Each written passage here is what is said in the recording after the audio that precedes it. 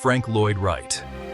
The name conjures images of extraordinary buildings, structures that seem to grow from the earth itself. In 1956, at 89, Wright wasn't thinking about prairie homes. He was looking up. He unveiled the Illinois mile-high skyscraper, a vertical city on Chicago's lakefront. This wasn't just about breaking records. For Wright, it was a mission to reshape society. He saw cities as chaotic, disconnected from nature, and believed building upward could return land to people and parks. The Illinois was his radical answer, one building to house over 100,000 people, with homes, offices, shops, schools, and even its own police and fire departments. Imagine a single tower, 4 times taller than the Empire State Building, with 528 floors. Wright presented it not as fantasy, but as a logical next step for humanity. He envisioned a harmonious, organic structure, an elegant concentration of life. Residents could live, work, and play without ever leaving, their commute reduced to an elevator ride. The Illinois was more than convenience. It was a blueprint for a sustainable, humane future. Wright's vision was a living organism of steel and glass, a self-contained world. It was a challenge to the status quo, a dream of a new kind of city. The audacity of the proposal still stuns us today. Wright's final grand statement architecture could solve the problems of modern life. He dared to imagine a future where cities soared and nature thrived below. The Illinois was not just a building, it was a manifesto. It remains one of the most magnificent what-ifs in architectural history. Wright's vision continues to inspire, daring us to dream bigger. What would the Illinois have looked like? Wright's design was a crystalline, tapering tower, a giant glass shard pointing skyward. Its 3-sided tripod shape provided stability and elegance, narrowing as it rose. The core was a massive concrete trunk with floors cantilevered like branches, allowing for open, light-filled spaces and panoramic views. The lower levels housed parking and mechanical systems. Above, bustling commercial zones, apartments, and at the top, observation decks and antennas. Sky plazas and gardens brought nature into the clouds, creating communal spaces. The building was fully air-conditioned, self-sufficient, and meticulously planned as a vertical metropolis. Every detail aimed to make life inside not just possible, but desirable. The Illinois was a complete ecosystem, a world contained within shimmering glass. It was a bold vision of architecture organizing and improving life. To grasp the Illinois' scale, compare it to its contemporaries. In 1956, the Empire State Building was the tallest at 1,250 feet.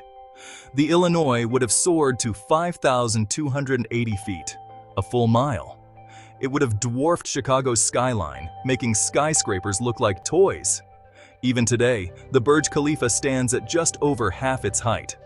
The Illinois would have been a man-made mountain, often lost in the clouds. With 18.4 million square feet, it could house a small city. 5 Eiffel Towers stacked wouldn't reach its top. The logistics of powering and maintaining it were unprecedented. Wright wasn't just breaking records, he was redefining what a building could be. The Illinois was a monument to human imagination and ambition. Proposing a mile-high tower is one thing, building it is another.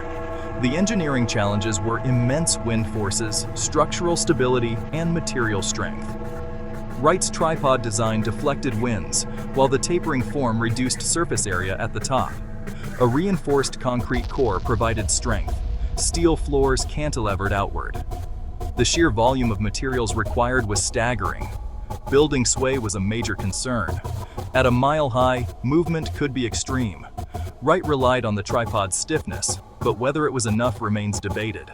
The foundation had to be flawless, drilled deep into bedrock. Any miscalculation could be catastrophic.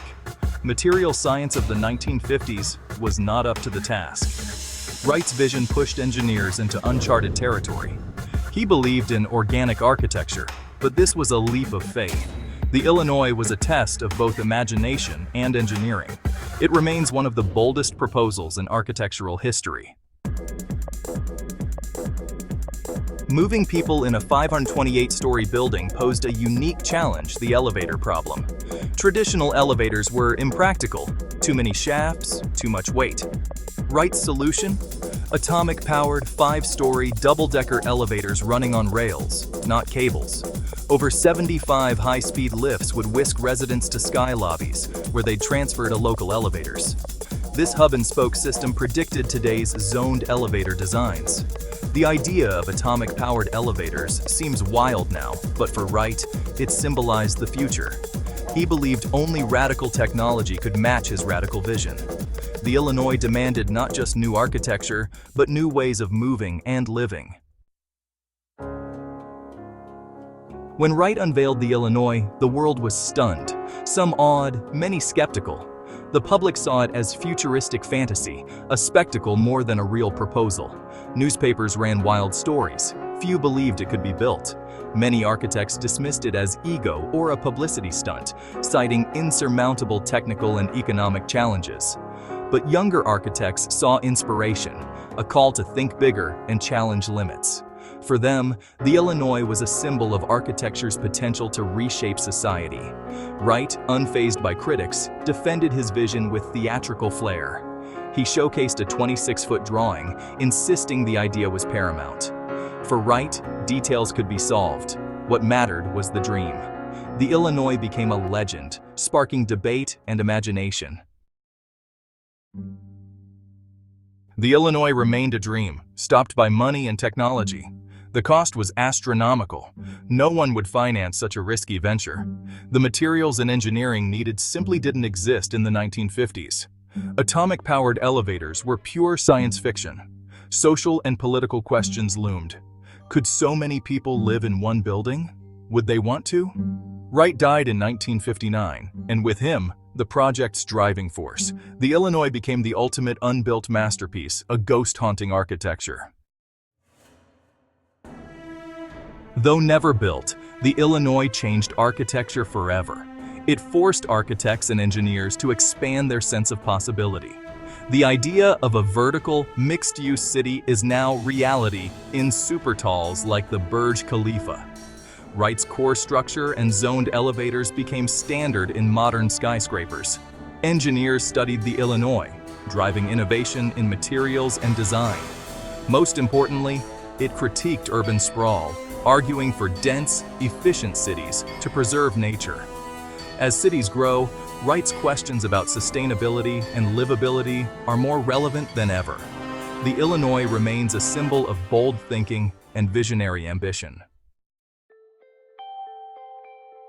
Imagine if the Illinois had been built, a mile-high needle dominating Chicago's skyline. Life inside would be a grand experiment in vertical living, commutes by elevator, schools in the sky, parks at the base. Would it be a vibrant community or an isolating tower? The city around it would be transformed, with green space below and a new center of gravity. Would it solve urban sprawl or create new challenges? The Illinois forces us to ask, should the future of cities be vertical, or is their messy sprawl what makes them human? Wright's dream endures, a challenge to imagine and build a bolder future.